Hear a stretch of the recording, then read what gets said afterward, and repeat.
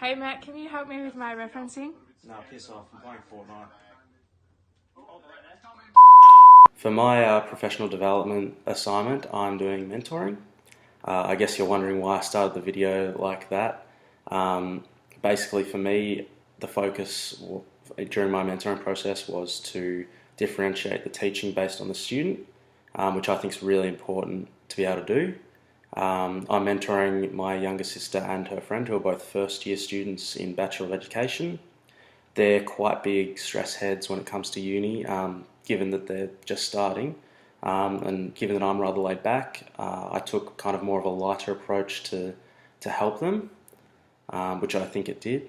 Throughout the mentoring process, tried to meet up about twice a week, be it uni or at our house, to go through readings, assignments, referencing, just all those first year things that I know I struggled with getting my head around, and hopefully I helped them out with it. So the first question is, what was the purpose for undertaking this activity and why did I do it? Basically, I said it before, I remember how stressed I got the first year of uni about little things like referencing and how to read stuff and all those kind of things. So basically, I didn't want my sister or any of her friends to feel that stress. And I do feel as an educator, we do have an obligation to kind of help people going through the same process as we did. And then furthermore, they'll share our knowledge with the next generation of people. So question 2 was, what were the networks that you utilised as part of the professional learning activity and who supported you in this activity? So basically for this process, there wasn't a lot of networking because it was mainly face-to-face meetings between myself and the two girls that I was mentoring. Although I could say my dad was definitely a network and definitely supported me because he was the one that taught me how to reference and read when I was in first year. So again, that's going back to that kind of chain that he helped me, then I'm passing that knowledge on to my sister and her friend. Question 3, what educational policies did you adhere to when undertaking the professional learning activity? So basically the first one I focused on was the Australian Professional Standards of Teaching, in particular Standard 1, 2, 5 and 6, which I'll go through briefly now. 1, know your students and how to learn. I think it's super important to be able to understand how a student learns, as I stated at the start. The 2 that I mentored preferred when I kind of used more of a guided discovery teaching style.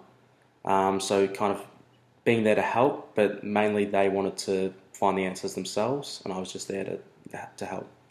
The second standard, know the content. Obviously, I've been doing referencing, reading, all those kind of uni things for 3 years, and even one of the subjects that they're doing, I did in first year.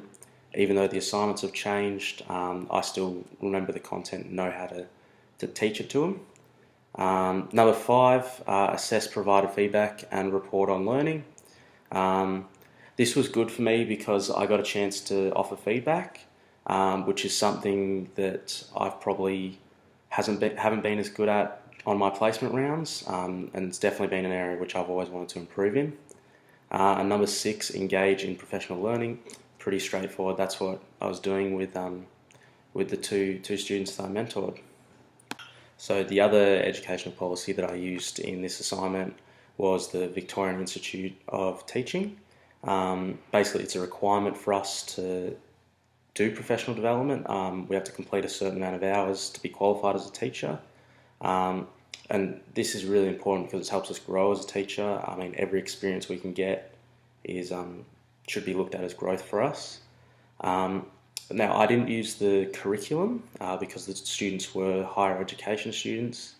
However, I do understand that when becoming a teacher, it is important to use the curriculum to guide my teaching. Young has this good quote, unlike many other professions, we employ people to make knowledge available through curriculum to benefit student learning. So for the final part of my video, I'm going to be reflecting back on the mentoring process and going through a few readings that I based my mentoring off. So firstly, I touched on this earlier, my ability to give feedback. I think this was an area that I struggled with, but it was great to get some extra practice in. Next, it can be difficult to mentor peers. However, I'm going to need to do this when I get a job, and especially if I want to hold that job, it is important that I make my position stable, which could possibly be by mentoring others or help setting up programs based on the knowledge that I have. There was a study done by Joseph, Thomas, Simonet and Ramsuk, which compared second year students studying in undergrad curriculum studies. One group had differentiated teaching, in which 90% of the group reported higher levels of intellectual growth, which was well higher than the whole class instructional approach. So this is the main reading that I based my mentoring process off.